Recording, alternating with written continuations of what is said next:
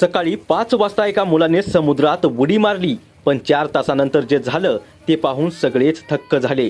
नमस्कार, मी पवन हनुमंते आणि आपण पाहताय न्यूज कट्टा एक्सप्रेस. चॅनलला अजूनही सबस्क्राईब केलं नसेल तर चॅनलला सबस्क्राईब नक्की करा, कारण इथे मिळतात ताज्या आणि विश्वासार्ह बातम्या सर्वात अगोदर. पाहूयात आता सविस्तर बातमी. रायगड जिल्ह्यातील उरण तालुक्यातून एक अभिमानास्पद आणि थरारक बातमी समोर येत आहे.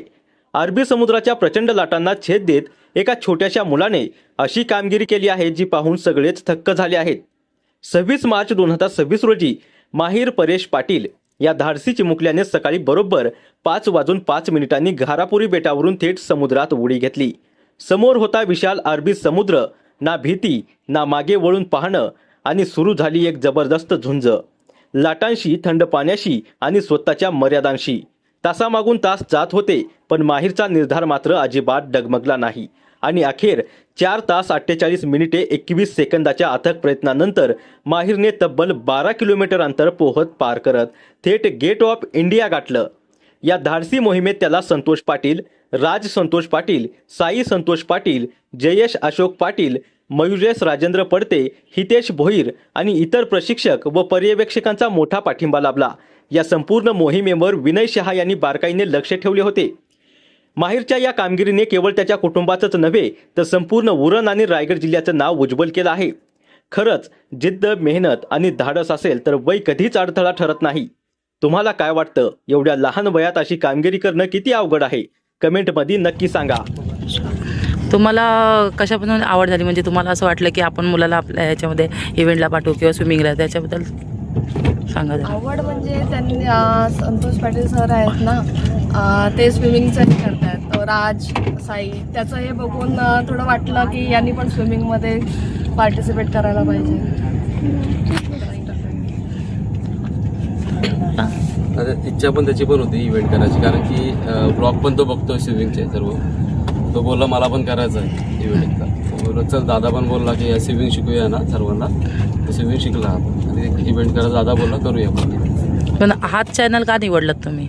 हा दादालाच विचारलेलो फर्स्ट टाइम, कारण 5 महिने झाले स्विमिंग शिकलेला आहे, तर त्याचे कॅपॅसिटी पण ते करायला पाहिजे जास्त. कुठला मोठा करायचा काय करायचं. तर दादा बोलला चला आपण हा करून घेऊ पहिला, नंतर बघू, नंतर मोठा करायचा आपण ठरवूया करायचं. आपण हा काल पण इव्हेंट केलेला होता की Gharapuri to gate of India 12 kilometre. तर आज पुन्हा हाच इव्हेंट तुम्ही असं का ठेवलात? म्हणजे का हे ठेवलेलं आहे? सर्वात प्रथम तुम्हाला जय शिवराय. आणि हा इव्हेंट करण्याचा हेतू आहे की हा जो इव्हेंट आहे तो टफेस्ट इव्हेंट आहे. म्हणजे आता तुम्ही हा पहिला फ्लो पाहिला, JNPT आपल्या मागे आहे. JNPT टू एलिफंटा हा पहिला फ्लो क्रॉस करून आपण पुढे जाणार बुच्चर आयलंडला. बुच्चर आयलंडचा दुसरा फ्लो क्रॉस करून आपण तिसऱ्या फ्लोमध्ये जाणार भाऊचा धक्का ते बुच्चर आयलंड ह्यामध्ये जाणार. चौथा फ्लो आपल्याला क्रॉस करायचा मिडल ग्राउंड, जो नेव्हीला आपण टर्न करतो, ते गेटवे ऑफ इंडिया. म्हणजे हा जो प्रवास जो आहे तो सोपा प्रवास नाही. हा पहिलाच त्यांना असा दिलेला आहे की नंतरच्या इव्हेंटला कोणताही इव्हेंट घेतला तरी मला प्रॉब्लेम येणार नाही, म्हणून देतानाच हा असा सुरुवातीला दिला की इझी नाही दिलेला आहे.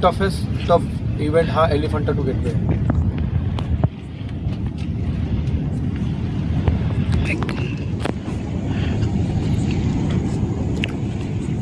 कुठून ते कुठे जाणार आहे? नमस्कार. सर्वात प्रथम सर्वांना जय शिवराय. आणि आज रामनवमीच्या सर्वांना खूप साऱ्या शुभेच्छा. आज आपण इथे आलेलो आहोत माही परेश पाटील ह्याच्या Elephanta to gateway of India हा 12 किलोमीटरचं सागरी अंतर पार करण्यासाठी हा आलेला आहे इथे.